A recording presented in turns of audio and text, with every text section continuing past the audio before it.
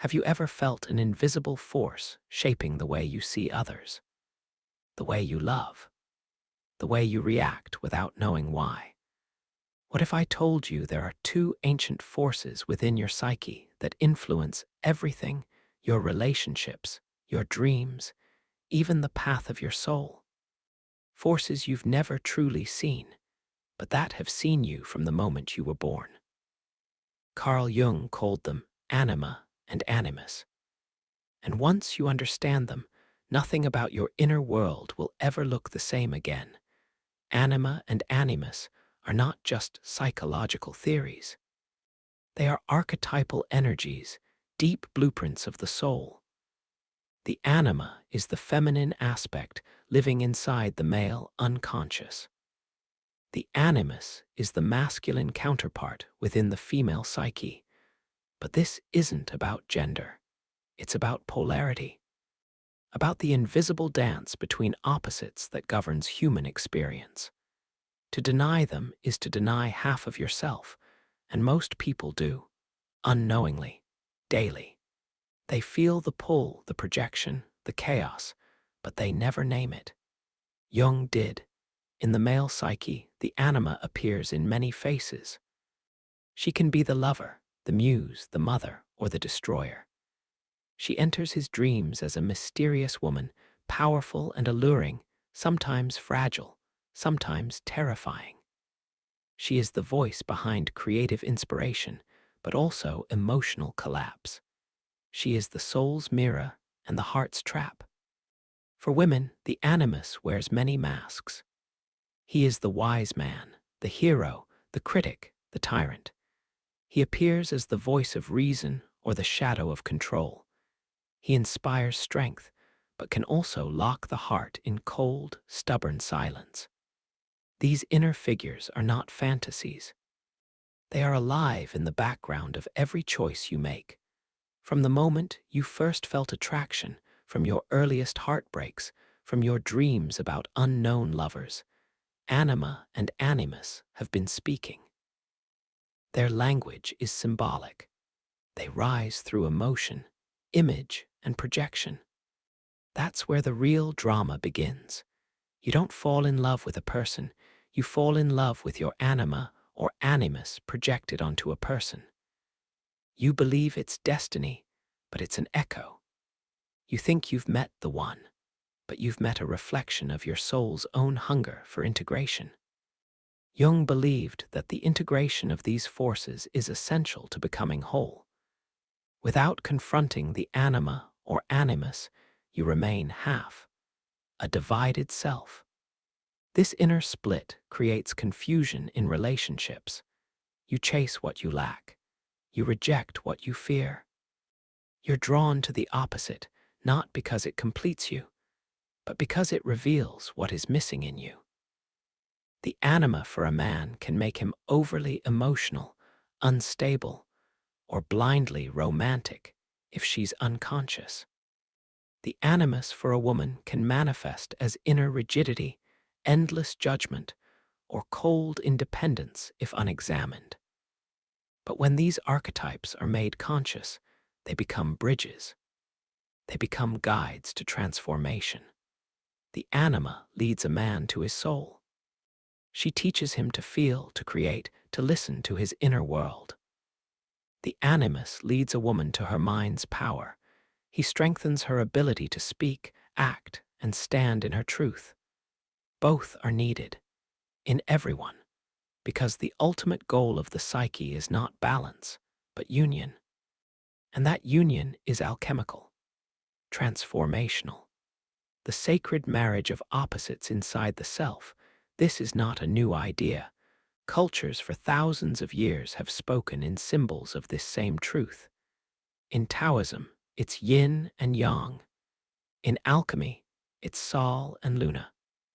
In mythology, it's the hero and the goddess, the king and the sorceress. Jung simply gave language to what humanity has always known but rarely understood. These forces live within you. When denied, they take over. When honored, they awaken. Look at your relationships. How many times have you fallen for someone who turned out to be the opposite of what you imagined? How often have you felt drawn to people who mirrored a deep longing you couldn't explain? That's not accident. That's projection. The anima or animus using the face of another to call you inward, to show you what you've disowned. The image you fall in love with is never fully real, but the feeling it evokes, that's yours. That's the gold buried in shadow. This is why spiritual awakening often begins with heartbreak, with longing, with obsession. These emotions are the anima and animus stirring. When someone touches those inner archetypes, they awaken not just love, but chaos. They break the spell of the persona. The mask you wear for the world begins to crack. You feel exposed, vulnerable, and yet more alive than ever. Why? Because something in you is trying to become whole. The path to integration begins with awareness. You must begin to recognize the patterns. The recurring dreams, the emotional triggers, the idealized fantasies. Who or what are you projecting your inner opposite onto? What images dominate your imagination? What voices echo in your mind? The anima and animus don't speak in logic. They speak in symbols, in mood, in art, in dream. And they don't go away until you face them. To work with the anima or animus is not about suppressing your emotions or overriding your instincts. It's about honoring the depth behind them. Asking, what part of me is she awakening? What truth is he protecting? What wound are they showing me that I haven't healed? Jung believed that the true task of adulthood is individuation, the process of becoming your authentic self by integrating the unconscious. Anima and animus are the gatekeepers of that process. Without them, you are blind to half your inner world. Think of the anima as the key to the soul's mystery. She is not only the emotional or intuitive part of a man, but also the guide to his creativity, his inner richness. When ignored, she becomes a seductress, leading him into illusion. But when embraced, she becomes Sophia, the wisdom of the inner feminine. Think of the animus as the guardian of clarity. He is not just logic or ambition, but the protector of the feminine soul. When unconscious, he becomes the inner critic or tyrant. But when awakened, he becomes logos, the divine word, the guiding force of purpose. No matter your gender, both archetypes exist within you. In a man, the anima is more hidden. In a woman, the animus often acts from the shadows. But both influence everything. Your fears, your desires, your intuition, your logic. To deny them is to walk through life with one eye closed. When you meet someone who ignites something profound in you, pause. Don't just ask, do I love them? Ask instead, what part of me have they activated? That's the beginning of consciousness. That's the beginning of reclaiming projection and turning it into integration.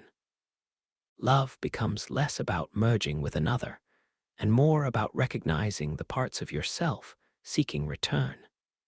These inner figures are not problems to solve, they are invitations to grow. They show you where you're wounded, yes, but also where your genius lies. Your power, your magic. They are not meant to be controlled. They're meant to be danced with, not feared, but listened to. Closely. The moment you begin to listen, really listen, something shifts. You start to recognize your own myth, your own inner journey. Your relationships become mirrors, not prisons. Your triggers become maps, and your longing becomes a compass. You stop chasing wholeness outside and start finding it within. The deeper you go into this work, the stranger it becomes. You begin to see how much of your life has been shaped by unconscious forces, how many choices you made not freely, but as a response to an inner hunger you didn't yet understand. You see how often you've searched for someone to complete you, not realizing you were projecting a sacred image onto an ordinary person.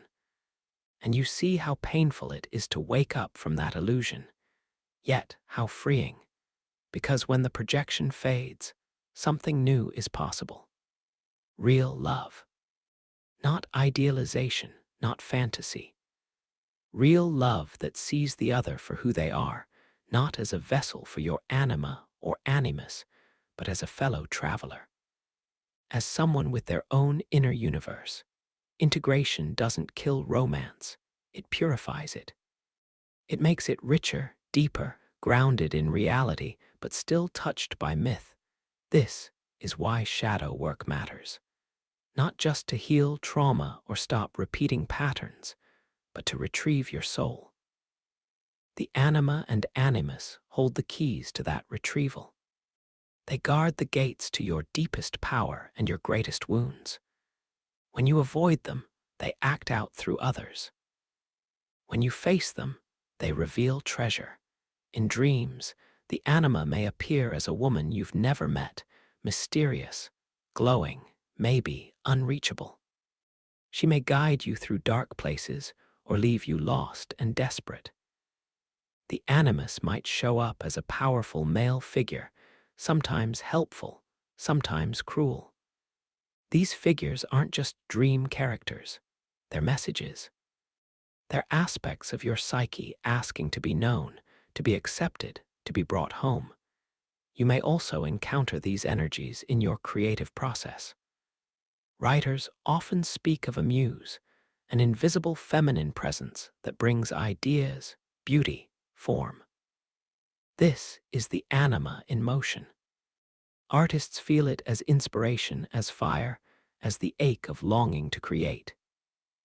The animus, by contrast, may show up as structure, discipline, vision, and the inner voice that pushes action. The masculine and feminine archetypes are not passive. They want expression. And if you don't listen, they'll find other ways to come through. Often through obsession, anxiety, or crisis, there is something else you should know. The anima and animus evolve. They are not static images. Jung described the anima as progressing through 4 stages, from Eve, the biological woman, to Helen, the romantic, to Mary, the spiritual figure, and finally to Sophia, wisdom itself. The animus too grows from brute force to action to the word, and then to deeper meaning. As you grow, so do they. And the more you work with them, the more refined they become, less reactive, more revelatory. Less personal, more universal. The final stage is when these figures no longer dominate you. They become integrated into your being. The anima becomes not just a source of emotion, but of intuition and soul vision. The animus becomes not just opinionated thoughts, but clarity, courage, and inner direction. You stop projecting them outward and start living with them inwardly. They become sacred companions rather than chaotic disruptors. That is the true alchemy Jung spoke of, the transformation of unconscious forces into conscious allies. But be warned, this is not easy work. To confront the anima or animus often means confronting deep emotional pain, fear of abandonment, shame, rejection, or vulnerability. It means seeing how you've misunderstood love. It means grieving illusions. And yet, in that grief, something magnificent begins to grow. Your true self begins to take shape, not the self your ego crafted to survive, but the self your soul came here to embody. This journey cannot be rushed. It unfolds in cycles. Sometimes you feel empowered, sometimes lost. Sometimes clear, sometimes full of fog. But each time you return to the symbols, to the dreams, to the inner dialogue, you go deeper. And each layer brings more light, more wholeness, more capacity to love without needing to possess, to connect without disappearing, to give without losing yourself. Integration of anima and animus is the foundation of spiritual maturity. It allows you to stop searching for your missing half in others. It opens the door to sacred union within, and when that happens, something incredible follows. Your relationship with the outer world shifts. You attract different people. You feel less fragmented, less dependent, more alive, more sovereign. Your energy changes, and so does your reality. The truth is, we are not meant to stay divided. We are not meant to live in exile from our own inner forces. The feminine in you longs to be seen. The masculine in you longs to be trusted. Together, they form the full compass of your soul, the depth and the direction, the heart and the voice, the vision and the vessel. The integration of these polarities is not just psychological. It is mystical. It is the bridge between your human nature and your divine potential. And the world needs more people who have done this inner work. Because when you integrate the opposites within yourself, you stop projecting war outside. You stop demanding others play the roles you haven't made peace with inside. You start relating from presence, not programming. From wholeness, not hunger. Carl Jung said, "The privilege of a lifetime is to become who you truly are." But to become that, you must meet all of yourself, including the parts that confuse you, the parts that seduce you, the parts that scare you. The anima and animus are mirrors, but also mentors. Their lessons are encoded in your deepest feelings, your strangest dreams, your most powerful attractions. So the next time you feel overwhelmed by longing, or inexplicably drawn to someone, or haunted by a dream that makes no sense, ask yourself, what are these forces trying to show me? What is being activated in me that I've never fully welcomed? What side of my soul is reaching out for union? That's where the real work begins. Not outside, but within. Now tell me, have you ever felt the presence of an inner masculine or feminine force guiding you, testing you, or even haunting you? Have you seen them in dreams or felt them in moments of deep connection or crisis? Let me know in the comments. I'd love to hear what your inner world has been trying to say.